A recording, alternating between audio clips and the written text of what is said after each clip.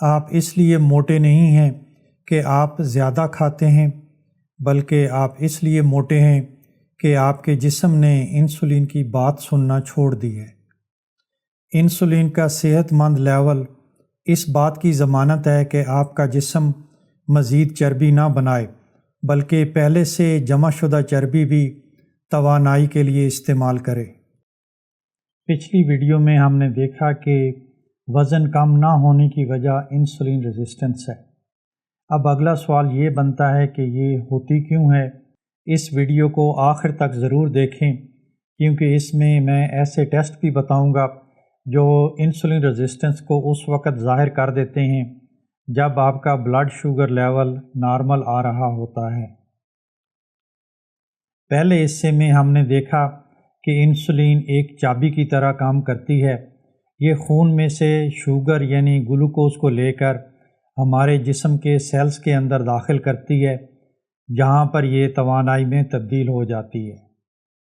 لیکن جب ہمارے سیل پہلے ہی گلوکوز سے بھرے ہوتے ہیں تو انسولین کے پاس اس ایکسٹرا گلوکوز کو رکھنے کی کوئی جگہ نہیں ہوتی۔ خون میں بڑھتی ہوئی شوگر یعنی گلوکوز ایک ایمرجنسی ہے۔ اس کو ڈیل کرنے کے لیے ہمارا پینکریاز مزید انسولین بناتا ہے۔ اگر ہم دن میں صرف 2-3 بار کھاتے ہیں تو یہ بڑھتی ہوئی انسولین اپنا کام کرنے کے بعد واپس اپنے اصلی لیول پر آ جاتی ہے۔ اگر ہم بار بار کھاتے رہیں تو یہ بڑھتی ہوئی انسولین ہمارے جسم میں مزاحمت پیدا کر دیتی ہے، بالکل ایسے ہی جیسے اگر ہم بار بار اینٹی بائیوٹکس کا استعمال کرتے رہیں تو ہمارے جسم میں ان کے خلاف ریزسٹنس پیدا ہو جاتی ہے۔ یہ سب کچھ میں نے پہلی ویڈیو میں بڑی تفصیل سے بتایا ہے۔ اگر ابھی تک آپ نے وہ ویڈیو نہیں دیکھی تو اس کو ضرور دیکھیں۔ اب سوال یہ بنتا ہے کہ ہمارے جسم کے سیلز گلوکوز سے بھرے کیوں رہتے ہیں؟ اس کی ایک بڑی وجہ سارا دن کچھ نہ کچھ کھاتے رہنا ہے۔ ہم ایک ایسی دنیا میں رہتے ہیں جہاں پر کھانا ہر وقت موجود ہوتا ہے، ناشتہ، سنیک، دوپہر کا کھانا، چائے کے ساتھ کچھ اور سنیکس، پھر رات کا کھانا اور ڈیزرٹ۔ ہر بار جب آپ کاربوہائیڈریٹس کھاتے ہیں تو آپ کا انسولین لیول بڑھ جاتا ہے، اور مسئلہ صرف یہ نہیں ہے کہ آپ کیا کھاتے ہیں بلکہ کتنی بار کھاتے ہیں۔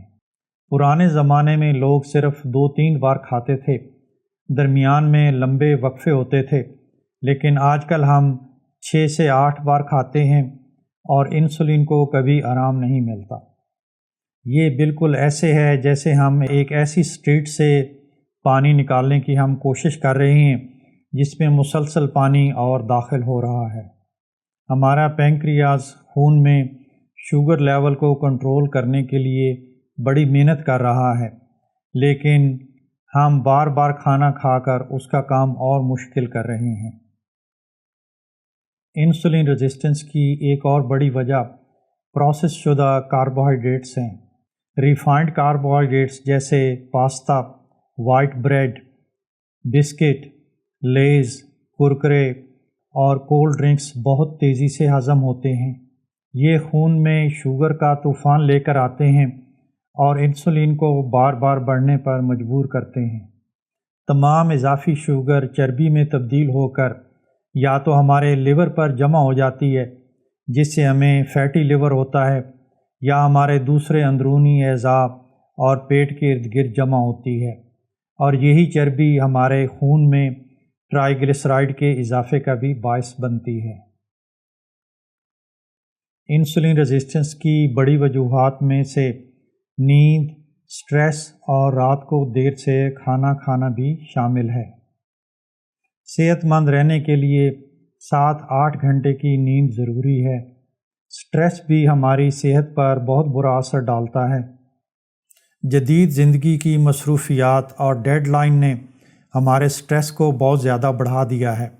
جب ہم دباؤ میں ہوتے ہیں تو ہمارا جسم کارٹیزول ہارمون ریلیز کرتا ہے، جو خون میں ہمارے شوگر لیول کو بڑھا دیتا ہے، اور اس کا مطلب ہے کہ اس کو ڈیل کرنے کے لیے اب انسولین کا لیول بھی بڑھے گا۔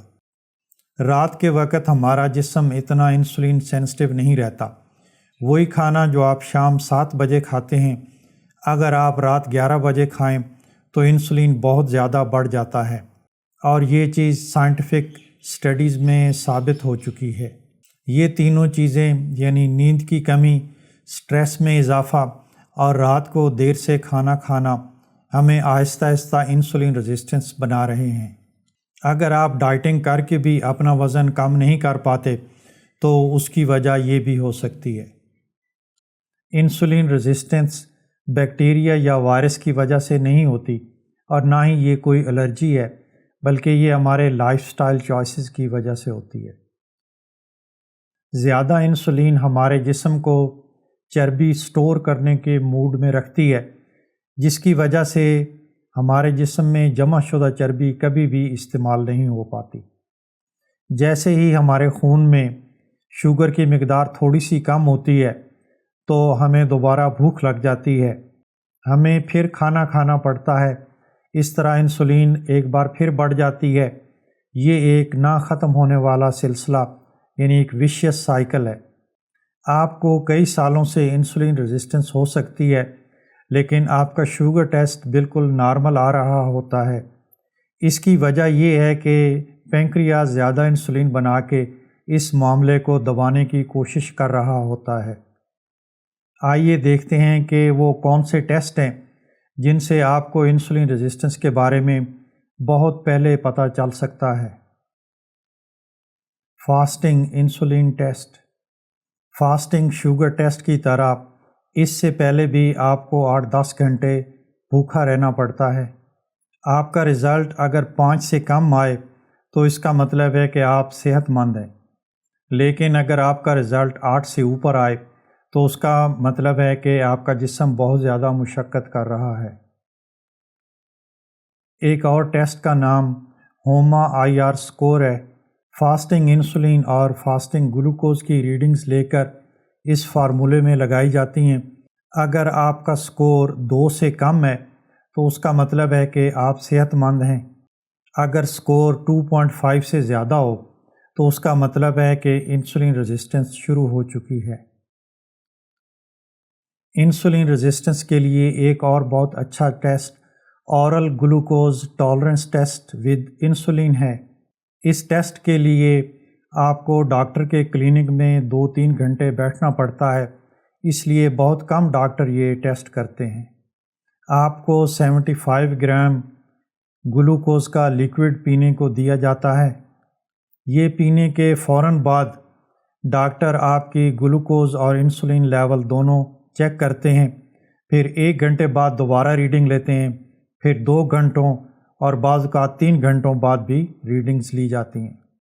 صحت مند جسم میں انسولین کا لیول بڑھ کر تھوڑی دیر بعد نیچے آ جاتا ہے، لیکن انسولین ریزسٹنس والے جسم میں یہ لیول کئی گھنٹوں تک اوپر رہتا ہے۔ انسولین ریزسٹنس کو جانچنے کے لیے ایک اور ٹیسٹ ٹرائیگلیسرائڈ HDL ریشو کہلاتا ہے۔ اس میں ٹرائیگلیسرائڈ کی ویلیو کو HDL پر ڈیوائڈ کیا جاتا ہے۔ اگر رزلٹ 3 سے اوپر آئے تو اس کا مطلب ہے کہ انسولین ریزسٹنس کا خطرہ بہت واضح ہے۔ کمر کی پیمائش کر کے بھی انسولین ریزسٹنس کا اندازہ لگایا جا سکتا ہے۔ مردوں میں اگر کمر کا سائز 40 انچ سے زیادہ اور عورتوں میں 35 انچ سے زیادہ ہو تو اس کا مطلب ہے کہ انسولین ریزسٹنس کی وجہ سے آپ کے اندرونی اعضاء اور پیٹ کے ارد گرد چربی جمع ہونا شروع ہو گئی ہے۔ آپ کو یہ سارے ٹیسٹ کروانے کی ضرورت نہیں ہے، کوئی سا ایک ٹیسٹ یا 2 ٹیسٹ کروا لیں۔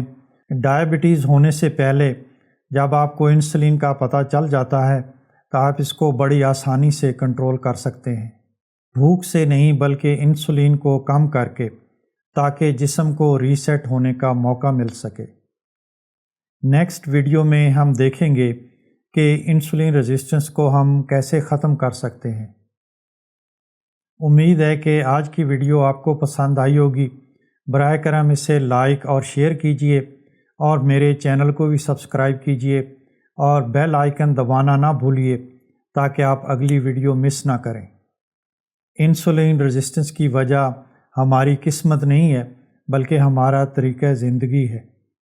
بار بار کھانا، مسلسل دباؤ میں رہنا، نیند کا پورا نہ ہونا، یہ سب چیزیں انسولین ریزسٹنس کو بڑھا دیتی ہیں۔ لیکن جیسے ہی آپ سمجھ جاتے ہیں کہ یہ مسئلہ کس وجہ سے ہو رہا ہے تو اس کو حل کرنا آسان ہو جاتا ہے۔